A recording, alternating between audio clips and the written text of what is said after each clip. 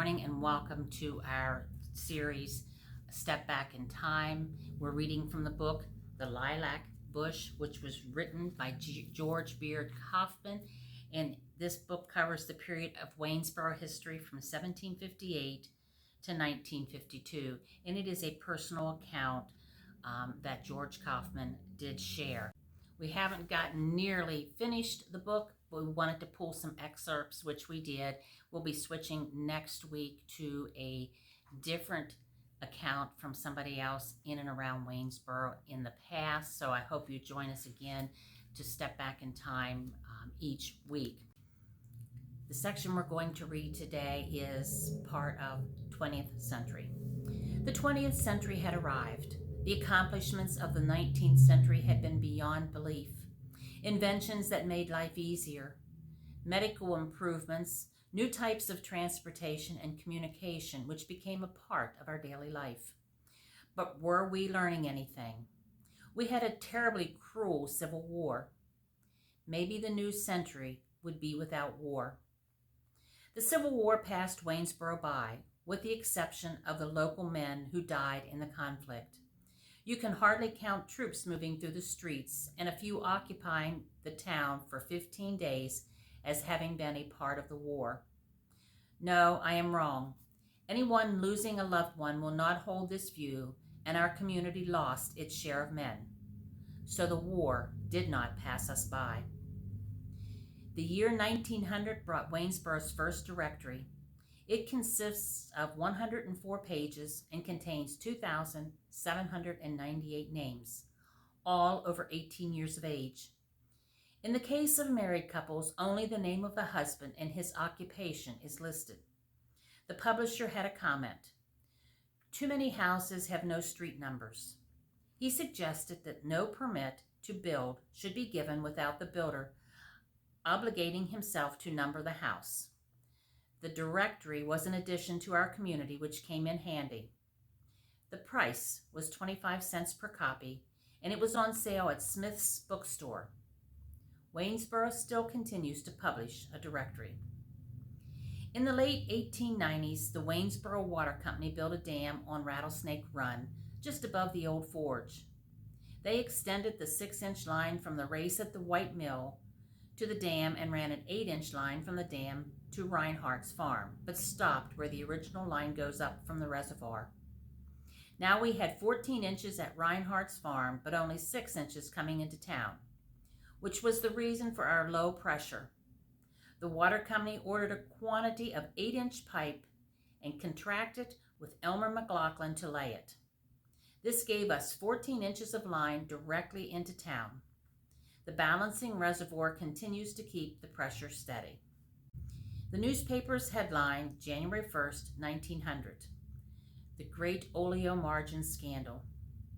Creameries and dairy farmers feared oleomargin will cut into butter sales because 16 million pounds were sold last year. It was pure white since the law did not permit it to be colored, but a small capsule of liquid coloring was included in each pound package. The housewife did her own coloring. Mr. DeMuth sold it to his regular customers, carrying it to their homes in a basket. A store inspector called on merchants a few days ago and warned them against working their female help over 60 hours a week. Daniel Barnett, a proprietor of the Leland Hotel, accepted a check from a traveler in payment of his bill. In a few days, the check was back marked, no funds. Mr. Barnett. Robert Morrison happened to look out his bedroom window and saw smoke rising from their stable on the rear of the lot. He burst from the house hollering, "Fire!" ran into the barn, and instantly ran out with 2 horses. Other people noticed the fire. The bell on the Academy of Music started clanging, and Geyser's whistle joined the refrain. A livery stable or 2 were destroyed by fire each year. There was an uneasiness in our house the night of March 2nd, 1900. Something seemed to be wrong. Restlessness plagued the family. Next morning, our parents learned that the Wolf block had burned. It is odd, but for some reason no one could rouse themselves enough this March night to get out of bed and investigate. The building burned to the ground, and there was an estimated loss of $120,000, partly covered by insurance. The work of putting down the macadam on East Main Street had been completed from the Diamond to the Presbyterian Church. The pavement and curbing had been raised and lowered as its case demanded, and water tables in front of the various residences have been made as far out as Burns Hill Cemetery. The work of putting down brick pavement continued. Clayton Avenue, which had recently been graded, was being spread with coarse stone preparatory to finishing it with smaller stone. Waynesboro found itself in a boom era. In the past 10 years, the population had grown from 1,800 to 4,000. Daily claiming as its motto, the leading manufacturing center of the Cumberland Valley, Waynesboro had discovered it was in the period of a great industrial encounter. The newly organized Waynesboro Land Improvement Company had, as a climax to the boom, put on sale hundreds of lots to the citizens of the community. The first grand sale was held on December 5th and 6th, 1899, during which time 100 choice building lots were offered. New businesses have arrived, and some of the older ones have changed hands or passed out of existence. A partial list of those at the turn of the century include Bloom Brothers Department Store, H.J. Bear, Basore on the Square, Adams and Crum, Adams and Klein, Sam Dreyfus, Charles Drawball, J. Edward Beck, Sexton and Woolard, Stonebreaker's Bakery, J.B. Long, C.F. Rowland, Penmar Distillery, C.C. McCown, H.A. Nienenthal, Blue Mountain Creamery, Alice Kuhn, Brown and Miller, D.W. Hess Sons, Ray's Saddlery, B.H. Foreman, George Reynolds, F.E. Grove, Bert Miller, Happel, Butterball, Eichholz, and Jacob Frick, E.B. Farney, Gilbert and Gordon, Rohr and Reinhardt, J.J. Kuhn, R.A. Haley, G.M. Lout, Wyans Bakery, Abram Carl, Spiro, C.H. Kreis, J.A. Hefner, Franz Bottling Works, Singer Geiser Electric Company, W.H. Smith, Eckenrode and Shetron, Kraut's Dining Hall at Penmar, D.L. Miller. There were several new doctors now practicing. Dr. Nevis Dietrich and Dr. Rebecca McLaughlin opened offices, and the town was lucky to have both ladies. Dr. Dietrich's office was in the building on the southeast corner of the center square. In the room just back of her office, where she kept her pills and doctor's utensils, she kept a St. Bernard dog.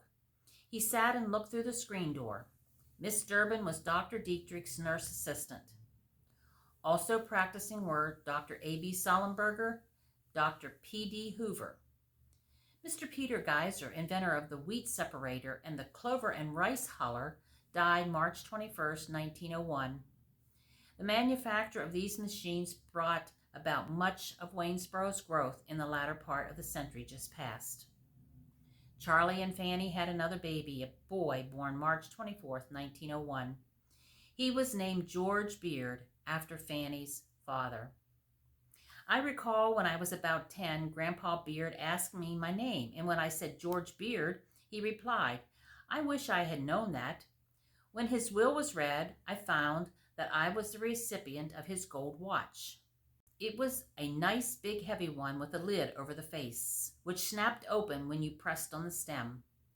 There was a paper pressed into the lid which read as follows: "This watch bought from Ezekiel Eldon, May 1881, price $80, G.F. Beard. It is an Elgin. Charlie carried it until his death. It now hangs in a little glass display case on my dresser." Good fall weather brought the most spirited and best all-around races ever held at Waynesboro Driving Track Wednesday afternoon. A good-sized crowd included visitors from Hagerstown, Chambersburg, and distant points. Dan, the mechanics, fire companies, big, strong black horse died at 8:40 p.m. Thursday, March 2nd, 1903. The animal was taken ill with colic about 5:25 in the morning, and Dr. John P. Stover from Shady Grove was sent for. Dan would have been 10 years old in the spring and was in the service of the company 6 years. He was the best liked of all the mechanics' horses. The new United Brethren Orphanage at Quincy was dedicated on October 22nd, 1903, amid a crowd of many hundreds who witnessed the exercises.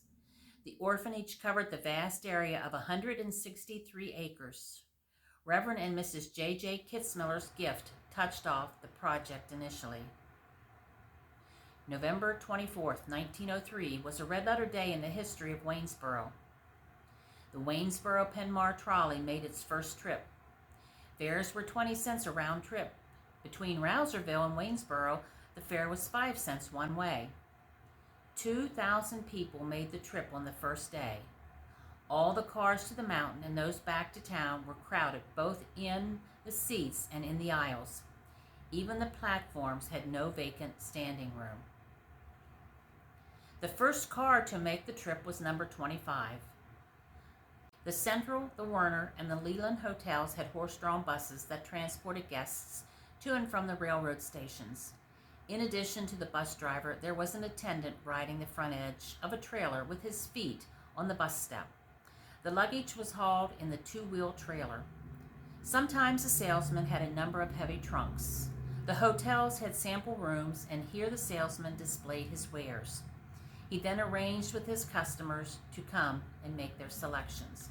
And I think we're going to stop there for today. If you'd like to read more about the history of Waynesboro from 1758 to 1952, stop in at the library and pick up our copy and check it out of the book, The Lilac Bush. It does go on to cover periods of the war and those that from town that served in it. It talks more about the businesses in Waynesboro up to 1952. So it's an interesting read if you are familiar or want to become familiar with the history of Waynesboro. So join us again next week when we start a new series about Waynesboro in Civil War days. We hope to see you then. Have a good week.